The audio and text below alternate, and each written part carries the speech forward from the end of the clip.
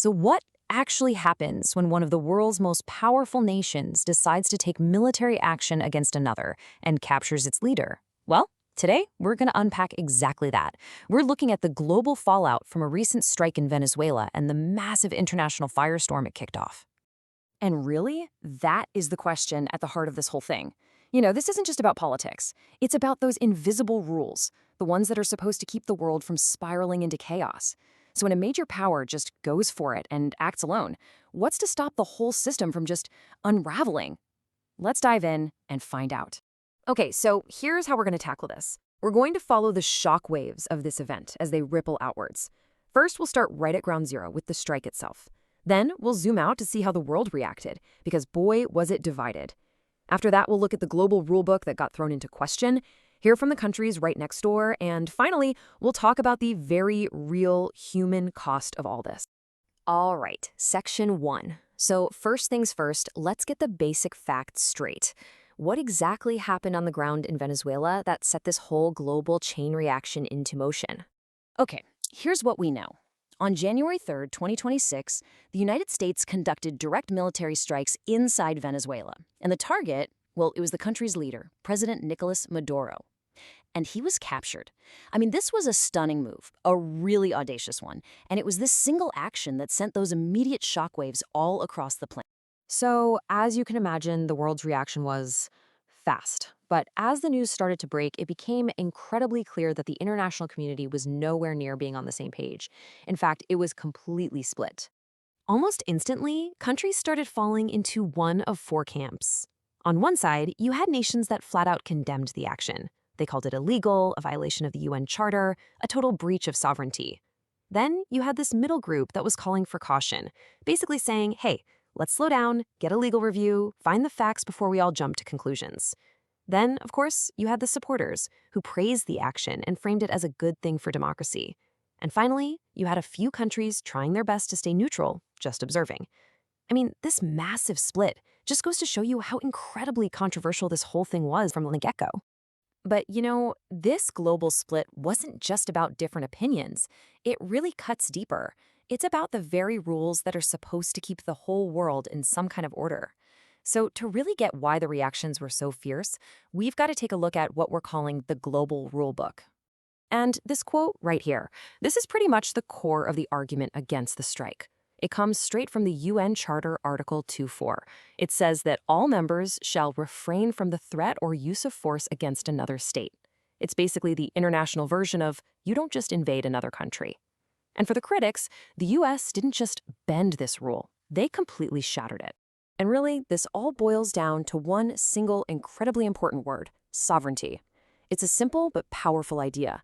A country has the full right to govern itself without other countries interfering. So the argument from critics was pretty straightforward. By going in and capturing another nation's leader, the US had trampled all over this fundamental principle of global order. But beyond just this one event, there was a word that you kept hearing over and over again from world leaders and diplomats. And that word was precedent. So why did they keep using that word? What exactly was the dangerous precedent they were all so worried about? Well, here's how setting a precedent works and why it's so risky. It's a three-step process, really. Step 1, a powerful country takes a new kind of action that challenges an existing rule. Step 2, all the other nations have to decide. Do we accept this or do we reject it? And here's the kicker, step 3, if that action is accepted or even just not challenged, the old rule gets weaker for everyone, everywhere. The fear wasn't just about Venezuela. It was that this could open a Pandora's box for similar actions all over the globe. Okay, so we've seen the global picture. Now let's zoom in, way in, to the view from right next door. Because for the countries that actually share a border with Venezuela or are in the same neighborhood, this wasn't some abstract, high-level legal debate. No way. This was happening in their backyard. And what's interesting is that across Latin America, the response was really unified.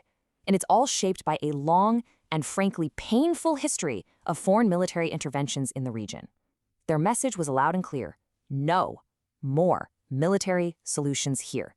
They pushed for elections, for diplomatic solutions, because they were deeply afraid that this one strike could be the spark that sets the entire region on fire.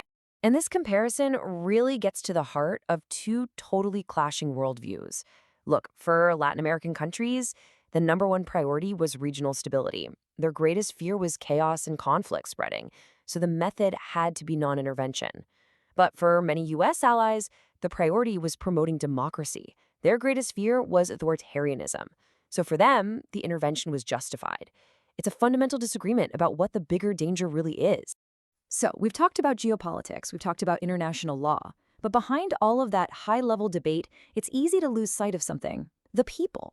So for our final section, let's talk about the human cost, because it's very, very real. Because at its core, this whole debate is really about power. It's about what happens when a major power uses military force and what the consequences are for weaker states. And, most importantly, for the people, the civilians who live there.